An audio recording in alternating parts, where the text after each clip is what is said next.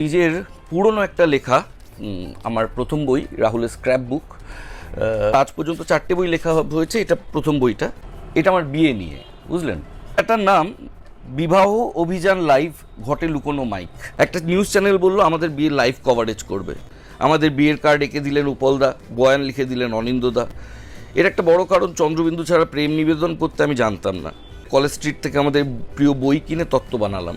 বিয়ের সকালে আপনার কেমন লাগছে কি করে বলি তখন, যে দই খই খেয়ে তুমুল অ্যাসিডিটি বোধ করছি।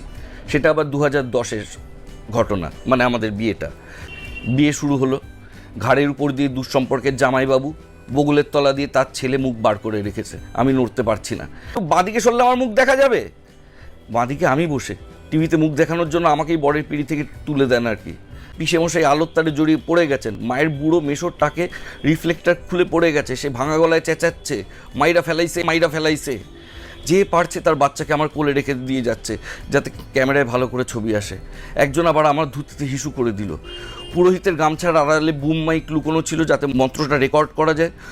পুরুত ঠাকুর শুদ্ধি করার জন্য তার উপর গঙ্গা জল ঢেলে দিলেন সরল বনে। মাইক বিগড়ে গেল, চ্যানেলের লোক সেই মাইক হাতে হাপুস নয়নে কাঁদছে।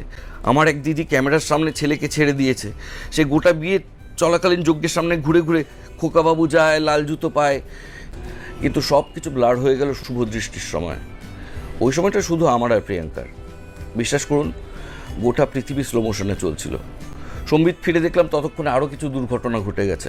এক পাড়ার বৌদি প্রণাম করতে গিয়ে রঞ্জিত কাকু, মানে রঞ্জিত মল্লিকের পা খিমচে দিয়েছেন।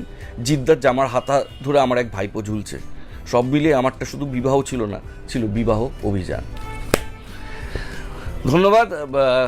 একটা কন্টেন্ট পড়ে শোনালাম। যদি ভালো লাগে শেয়ার করবেন, লাইক করবেন, সাবস্ক্রাইব করবেন, আর একটু দিকে দিকে ছড়িয়ে দেওয়ার চেষ্টা করুন। গরিবের চ্যানেল, যদি ছড়ান ভালো লাগবে।